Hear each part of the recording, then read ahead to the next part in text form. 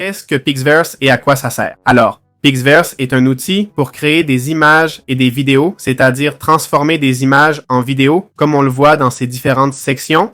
Tout ça grâce à l'intelligence artificielle. Il a plein d'effets de base, sa propre API, divers styles d'animation comme on peut voir, et franchement, les résultats sont incroyables. Regardez ça, c'est dingue. Alors, comment créer un compte Pixar? C'est simple, cliquez en haut à droite sur Commencer. De là, vous pourrez vous connecter sans souci. Utilisez Google ou une autre méthode pour débuter. Une fois fait, vous aurez accès à Pixar.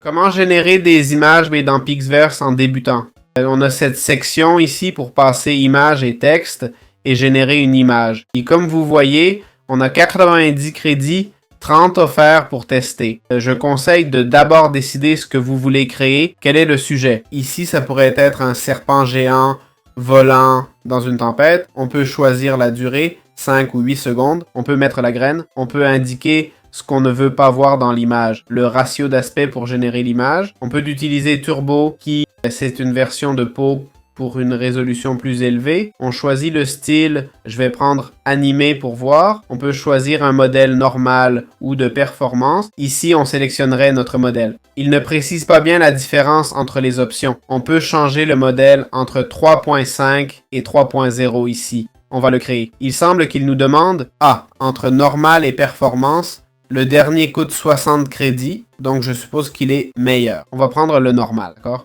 J'ai cliqué sur créer. Il le met en file d'attente. Il me fait attendre 1 minute. Après 1 minute d'attente, voici ce qu'il a généré. C'est un peu bizarre, il a fait un peu n'importe quoi, alors que je lui ai juste demandé un serpent argenté volant à travers une tempête et il lui a ajouté des ailes et des pattes. Bref, une génération plutôt étrange au final. Voilà comment on génère des images. Évidemment, la description devrait être bien plus détaillée. Ici, on a donné une créativité très étendue. J'ai mis une définition plus précise. Un serpent argenté majestueux aux écailles métalliques, volant dans la tempête au-dessus d'une mer sombre. Le ciel plein d'éclairs et le vent. Pas vrai?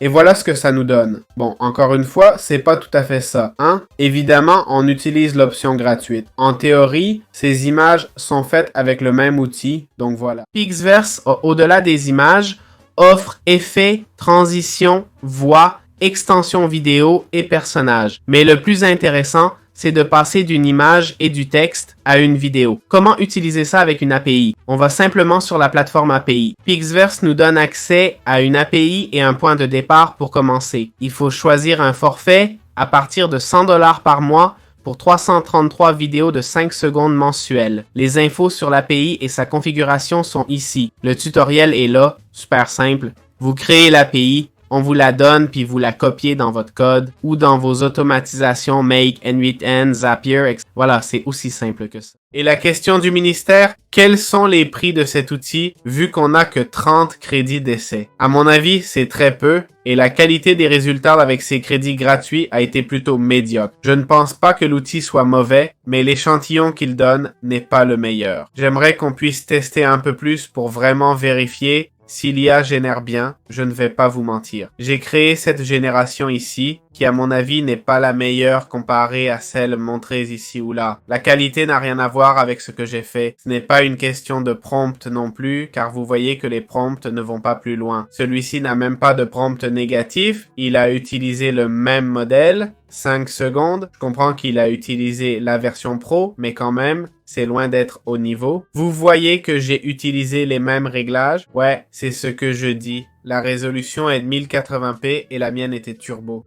Je l'ai ici. Vous voyez comme c'est turbo, c'est clairement une qualité bien inférieure, quoi. Je suppose qu'en augmentant la qualité, j'aurais eu un résultat bien plus intéressant.